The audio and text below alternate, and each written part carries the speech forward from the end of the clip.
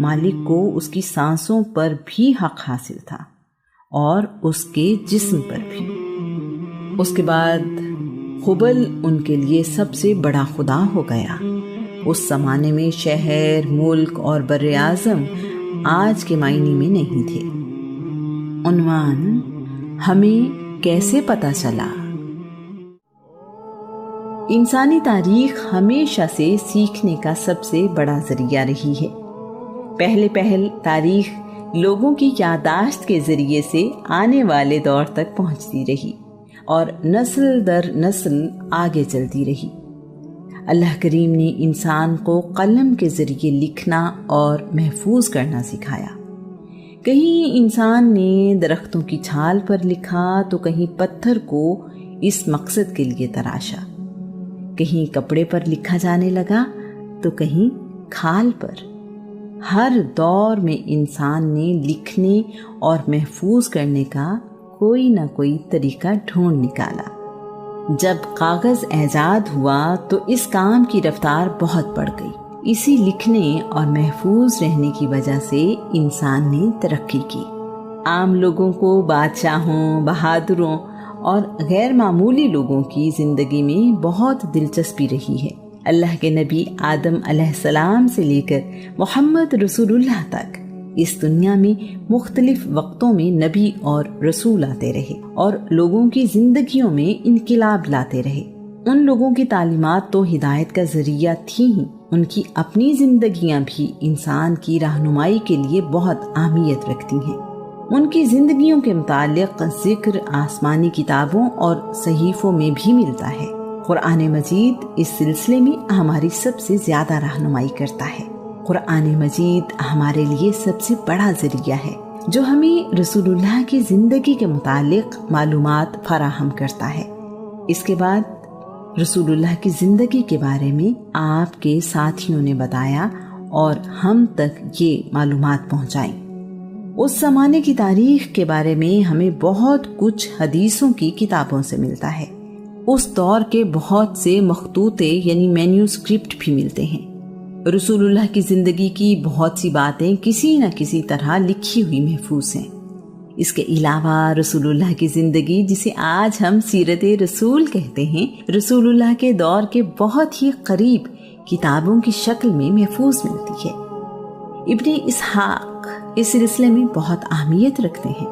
رسول اللہ کے دور میں موجود کم و بیش 1,20,000 صحابہ نے کم از کم ایک بات اپنے بعد آنے والے لوگوں کی رہنمائی کے لیے بتائی ہے۔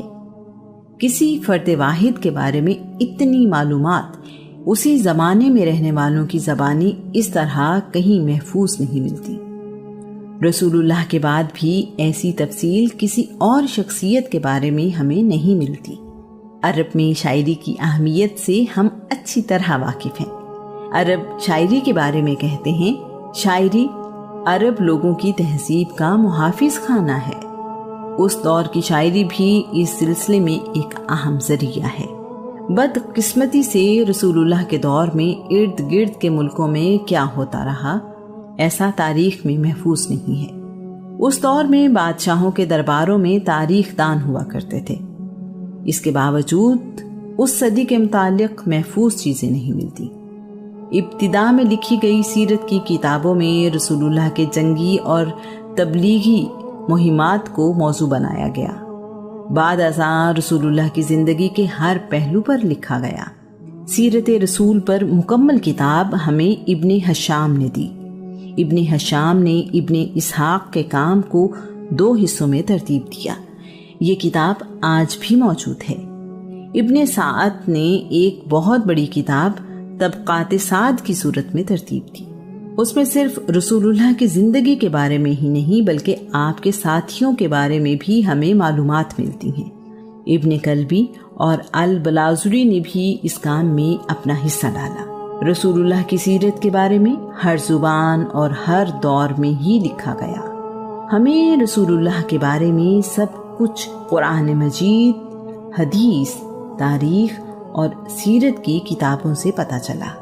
انہی ذریعوں سے ہمیں پتہ چلا کہ رسول اللہ کی زندگی کیسی تھی، عادتیں کیسی تھیں، ظرف کیسا تھا، جنگیں کیسے ہوئیں، رسول اللہ کیسے تاجر تھے، کیسے خامند تھے، کیسے باپ تھے، آپ کی زندگی میں معاملہ فہمی کیسی تھی، لباس کیسا پہنتے تھے، کیا کھاتے پیتے تھے، خوشی اور غم کا اظہار کیسے کرتے تھے، ایک مہاجر سے لے کر ایک ریاست کے سربراہ کیسے بنے، ایک یتیم خود یتیم پرور کیسے بنا۔ رسول اللہ کا علم وسیع نظری لوگوں کی زندگیوں میں کیسے انقلاب لائی۔ مجبور کر کے اپنے شہر سے نکالا جانے والا جب اسی شہر کا فاتح بن کر آیا تو بدلہ لینے کی بجائے سب کو معاف کر دیا۔